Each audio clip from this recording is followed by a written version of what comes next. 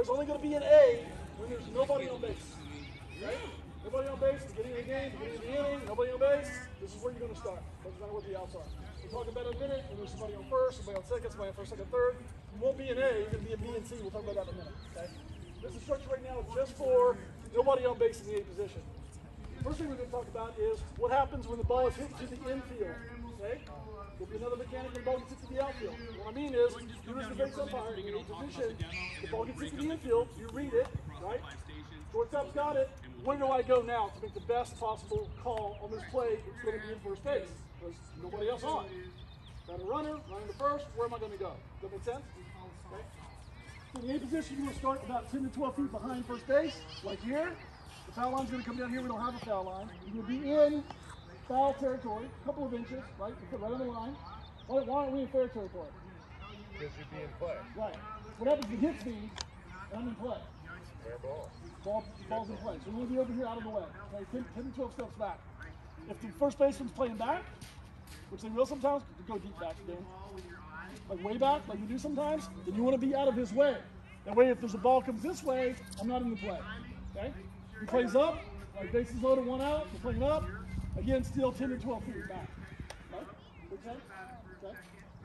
We just see mechanics we did before. We use on the rubber, set, ball, sit. We're here to say today. Right? The way it works is, I'm on my position, I'm on the rubber set, we're going to say ball's hit. I'm going to read where the ball goes, okay? I'm going to take 2 steps in, and we'll turn. This is my spot, okay? You want to go a little deeper, you can, but again, a little league spot diamond, those 1, 2 steps can get you where you need to be. Just a crossover step with your right foot, 1, 2, and turn. Your focus is going to be on the fielder. As soon as you know that fielder has made that ball, don't worry about him anymore. Now your focus is on the first baseman. Okay? What happens with the first baseman? You talk about read and react. Okay, so you really need to know where the ball is coming from. You're going to read his body language. So if he is reaching for a ball that's over here, then you're probably going to have to move. Okay, you come out, you get your position, a ball hit that way, you move, you might come out here to get your ball. You see that swipe tag that comes through. Does that make sense?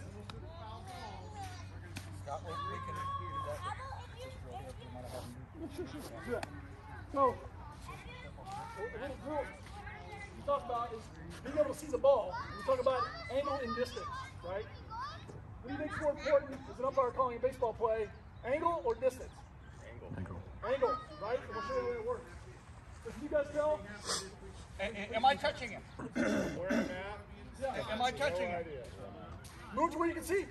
No, move on an arc so you can see it, preferably on this side. Nope. Now you can see it. Jason, let's turn. Keep moving, keep moving, keep moving. This is what you may have to do during a play. Right? Right? You can still see that, right? That's why you're moving. See? You may have to rotate around quite a bit. That's what they call using the wedge. There's actually 4 wedges on every play, at every base. And they come off of each corner of the base. Yes. And they rotate as the play moves. If you one umpire, yeah. Here, and then when you go to second base, will be a B, and then the third base will go over to C. We'll talk about that in a minute. You want to throw the ball in? We'll just do a live one. Because that's where we look. We come out, and we make this as realistic as possible as we can. Ball's going to be hit. I'm going to get my position. Dean, you want to be a runner coming in? That way we can demonstrate for a ball. I'm going to try and read what's going on with the play, right? And then I'm going to make a call. Okay? You want to go on the rubber set? Ball's hit. Rubber. Here we go. You guys watch me. Set. Ball's hit. He's out. Heel toe. Okay. I thought we were doing a... We can do whatever. I'll read and react. Go. On the rubber. Set. Ball's hit. He's safe. No tag. Okay? So you might see what happened as you're still moving, right? I saw a business tag. I saw it. I've got him. He's safe. I'm going to stop. And I'm going to get my safe. Safe! No tag. Okay? Yeah. You can. We'll do a little more. If you off the bag, Okay, for sure. We'll demonstrate that one. Right. On the rubber.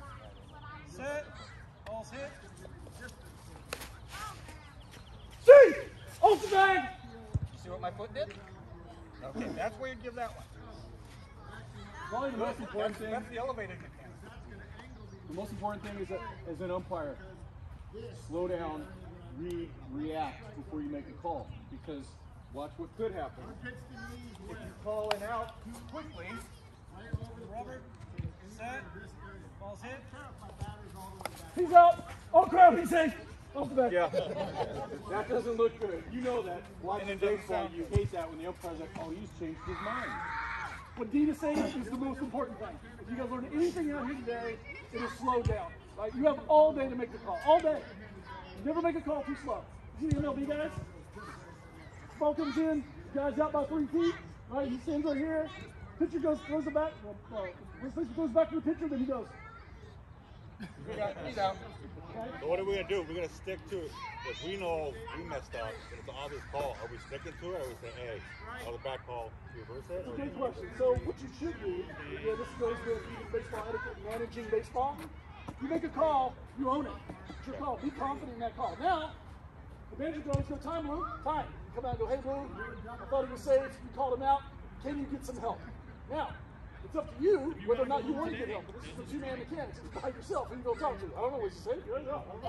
But two-man mechanics, if you ask you to get help, it's up to you to get help if you want, or you can go, no, I had a good angle. I saw what happened. Thanks for coming out, manager, but he's still out. But what you probably should do for perception, right, especially when you blew it, is call time, get your partner to come down, and then he goes, Dan, what did you have? I didn't pull it in. Okay? So now, I asked him what he had. He told me what I had. He didn't say, hey, Scott, you screwed up. I think you should call him out. Or say, whatever the call is. You ask your partner what he asked. He tells you. You take that information, and you do whatever you want with it. Okay? Still your call. So in that case, I would go, I would play your both sides and go, hey, managers, right? Got a pulled foot, right? He's safe. Now we go back to where we're going. Okay? That's how that would work. And when Scott was rotating here, there's a term that has come up in the last couple of years. It's called the action edge of the base. Where is the play going to happen? With the first baseman just right here, stretched out to take the throw, this is the action edge. If it comes in this way, the throw's wide, where's the action edge now? Right here. That's why he was rotating. You're always trying to keep your eye on that action edge of the base. That's where all the action's going to occur. You know the strike tag real quick. So again, this is going to be a little advanced mechanics for you guys. The more that you can explain what's going on when you make your call, the more managers you're going to have come out. So go ahead, I'll show you. Robert, set, ball's hit. See! No tag! I want you to tag him. Oh, I bet. He was too quick. Do it again. Robert, set, ball's hit. He's out! On the tag! He's out! Correct mechanic, right there. Okay? The more you can give. A simple out is fine for you guys, but the more you can give, the better, especially if you get more times. So the manager's not going to come out. Why was he out? Because he was on the tag! I told you this! On the call. Like, you can avoid a lot of that. Before you have to explain. Yep. That keeps the manager in the dugout. He says, okay, you just told me. Okay. How many of you are managers or coaches? Managers, coaches? Most all of them. Obviously, you guys aren't. You're players. Learning to umpire This is a important to better learn manager and a too better player. as a manager or coach, what you can question and what you can't. So he's the umpire right here making the call safe or out. Who has the best look at this? Mom in the stands over here, you in the dugout, Always. the umpire right here. So if you're confident, he's out, everybody's like, oh, he saw it, he's right there, I don't need to come out and say anything.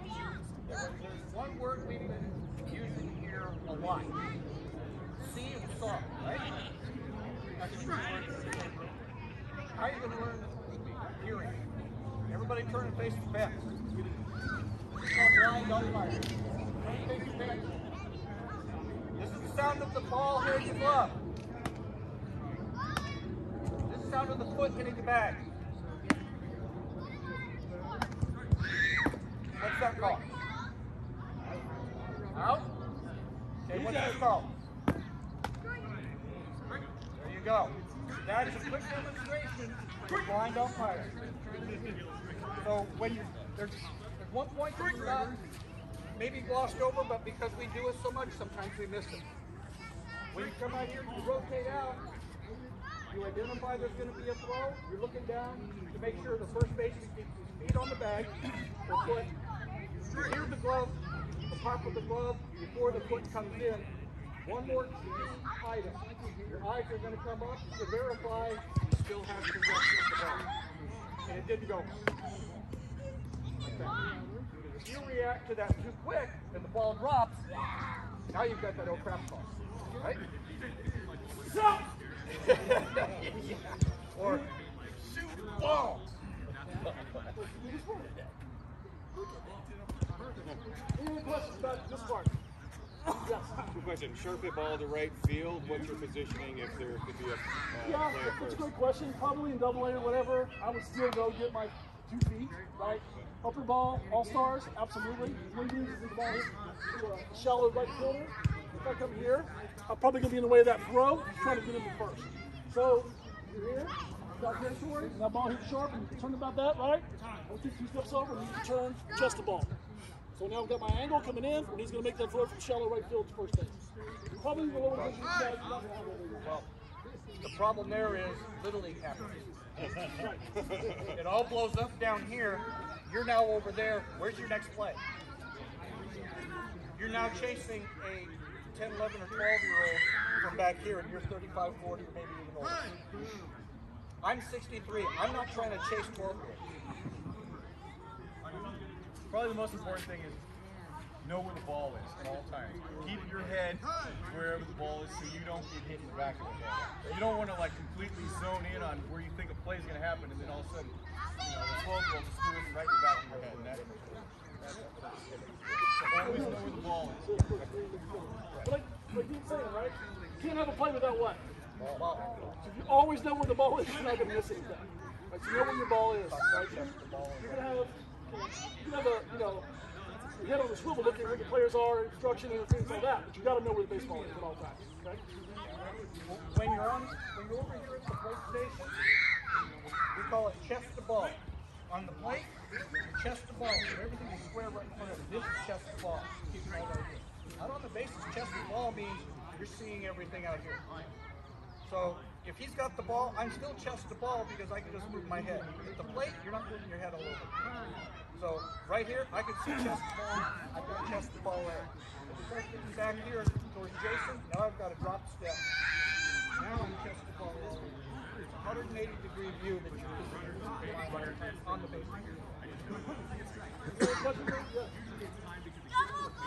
After the play, when is the play dead? Because I saw that once it goes to the pitcher, the play is dead. Sometimes the pitcher is out in the field.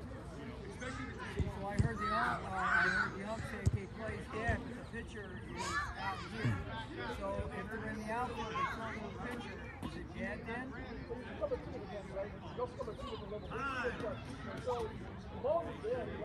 Double A.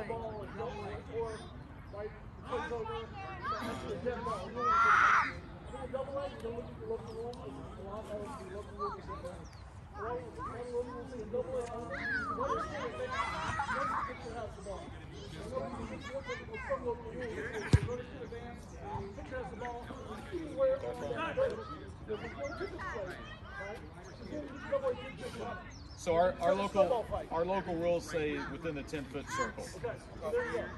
So, plays on exit dead. Runners just 10 advance and double A. Around the 10-foot circle of your rubber and say 1. Double or triple A also? The rule in the book, as it's written, the pitcher has to have the ball up on the rubber, and the catcher is in position ready to receive. He doesn't necessarily have to be squatted. That's when the runner is subject to being called out for leaving, or is subject to being sent back under Rule 713, which is the runner is out when, or runner may not advance. He leaves early, he has to go back, right? That's when 713 comes into play, when the pitcher's up here. On the rubber, set, ball's hit.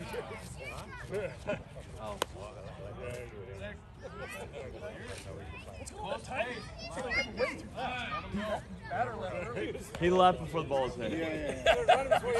He's quick. On the rubber, set, Ball's hit. Ball's hit, go.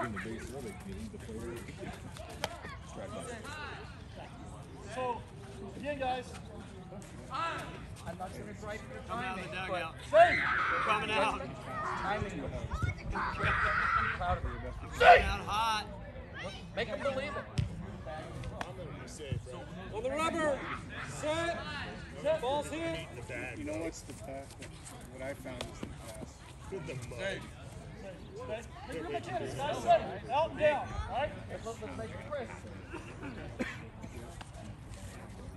On the rubber. Set. Ball's hit.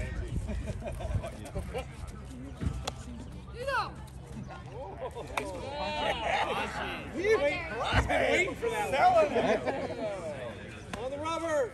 I think everybody's been through one time Ball's yet, hit. right? He's out. Time to call here and run all the way over there. Sometimes that call is going to be obvious. Let that one slide for now. Call here, you say I have an out at first. I also have an out at second. He drove to Vegas. Any questions on that real quick? Convention there. Okay, let's move over to the C position. Is he responsible for second and first? Yeah, The convention there. umpire He cannot left handle Vegas with 3 more days of notice. only if asked. There might be a delayed call here, you can't see it in time, and then he's got one Only already if asked. Your job out here on the bases is all 3 bases. There is a lot more to know and do on the bases than there is the plate.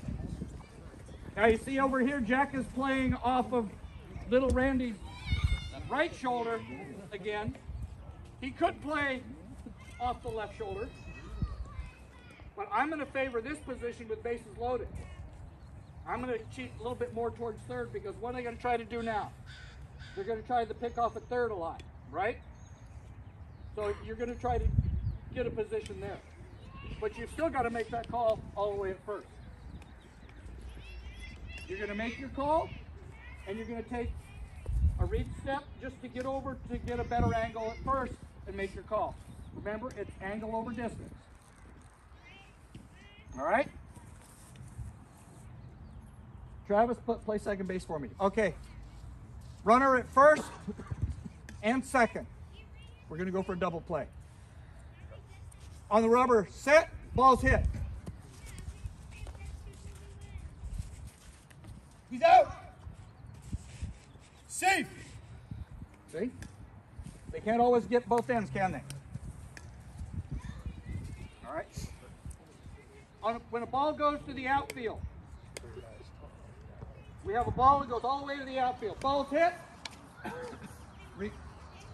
Jack's going to come on in. He's going to come on in here with runners at first and second. He's going to be over here because now he's got second covered, third covered, and he can also see first. So I'm chest to ball right here, reading the play, and Excellent. the ball is going to take me to the play. It might be at third.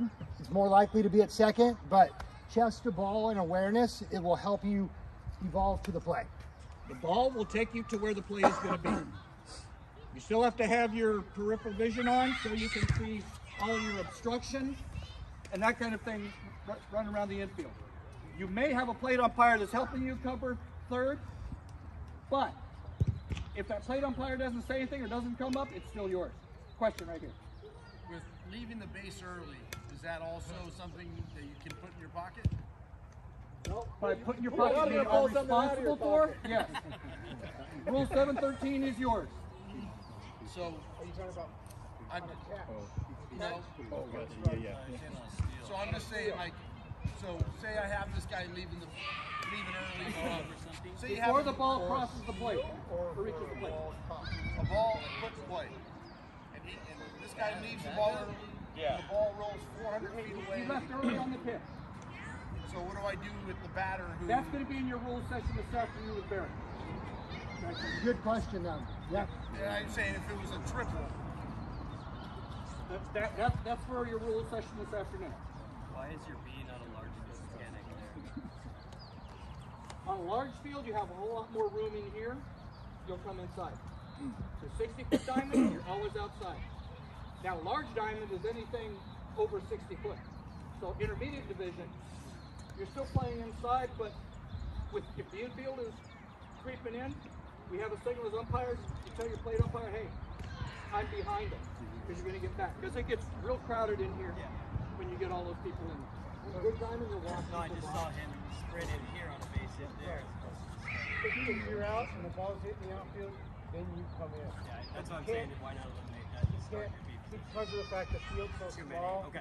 you're going to be, you get Randy here, Randy here in the beat position. In the way. Great wall, too much. You got 3 guys that can't see it. Too many people. Well, then you'd have it every time. Yeah. Okay, so that's I know we're running out of time, but you're doing a lower level division by yourself, home plate. What's the expectation for moving away from home plate to make any of these calls on the bases? Hustle. Yeah. You will move away from home plate. Hustle. yeah, exactly. Thank you, John. You're working hard, and your coach wants to come out and bench. Like, dude, You're getting Let me as close help. as you can to these positions as a home plate umpire. Your Yell best position volunteering. as a home plate umpire when working by yourself at any level is the question mark. Yeah. Volunteer. On the play with nobody on, you're gonna come up like straight towards the mound, and you're gonna just run a little arc around the mound, not over it. You don't want to trip and look stupid. So by running around to the right, you have reachable first. You've got ball, because now you go from chest to ball like this as a plate umpire to chest to ball as a base umpire. There's a whole lot of extra crap on it. And you're watching the touch, potential interference. Keep an eye on what's happening with the ball, and you're looking for the touch at second base. So when you're working alone, you don't need to get super close to every call, because if I'm right here, I ran all the way out. Well, there's going to be an overthrow. I'm not in a good position now to handle anything at third. So it might be better to come out to about this position. Great position, and all of a sudden, I'm right here for a call at third too. But realistically, if you make it to this position here, you've done a great job. And I'm not going to get much closer than that, because if it all blows up and it has to go to third, it's a whole lot shorter going this way. Remember, angle over distance, than it is trying to do it from way out there. Don't kill yourself trying to get, 10, 15 feet from the back. And but if you have runners in scoring position, you're not coming out here because there's a good chance there's going to be a play at home. Yep. don't forget too, when you get home, to call him and say, man, why am I out here working by myself? My phone will just ring and ring and ring. It's probably going to happen. So. Yeah, That's how I got into it in 1974. Yeah, if you're doing games by yourself, I always tell the manager, say, I'm going to work real hard for you. But if there's a great throw to second base, I see a good catch and a good catch, that runner's going to be out. I'm going to make the best call I can for you, but I'm by myself. If they don't understand that, hand them the ball and honestly, if they don't understand that, hand them the ball and I've also told him, I'll talk to my partner. Exactly, right? So, what did you see? You're screwed up. Any other questions? That it? Anything else you need to cover real quick, guys? No more questions about anything? Open now or never. You got 2 minutes left in your time block. I would encourage every single one of you. You all were just here. You all preseason train. I don't know if you're getting points for being out here or why you might be here, right? But I would encourage you. I know it's raining. Find the soonest game that you can get on and apply the skills that you learned today. I know it's scary, but if they don't have an umpire, they're not going to have a game. So get out there and apply the skills. Use them right away. If you wait till they need you a month and a half from now, you're not going to feel real good about it. Travis, 3 years ago, where were you? Sitting in the stands. As a dad of 4 kids, watching games. I got drug out of the stands. I did 25 games that year behind the plate by myself. It ended up being something I learned to love. I used to coach. I'd rather umpire than coach any day. After that, I went to the week-long camp. I spent a week with Little League out in San Bernardino. Yeah, you did. With him. 8, 10, 12 hours a day. Training, the drills you saw all day long, every day, for an entire week. One of the best experiences of my life. So you will find that some of you may love umpiring more than you really think you do. It's an outlet for me, it's an activity. I get to be on the field with all these kids, yet I'm not responsible for any of them. It's like a grandpa. Exactly. So get out there, apply the skills you learned today. Hey, Mo has a question for you regarding the single man umpire. Well, if you're back, so No, I if- think if the- I'll ask you. That's all right. I thought I know you want to ask. We know you want to ask. Give us some background. Right. So if I'm doing a game by myself, where am I going if it's a play at first? You're going to go up the first base line in foul territory. Okay. You don't swing around? He was saying, would you come into fair territory? I would come into fair. Well, when I come up in foul, but then I move into fair to make the call. Really, with the play from behind the plate, you're going to clear the catcher, and then you're going to come up and you put your belt buckle on the foul line, because not only are you responsible for that play at first, you've got to have the runner's lane violation. You've also got to be alive for a ball out of play when they overthrow it. You notice I didn't say if, when, because it will happen. But you also have to be, when that ball goes out of play, you have to quickly visualize that, and if it just rattles around the fence, where's that runner going? I'm hustling to second. Anticipate the play. Okay. Around, up, as opposed to right. Clear the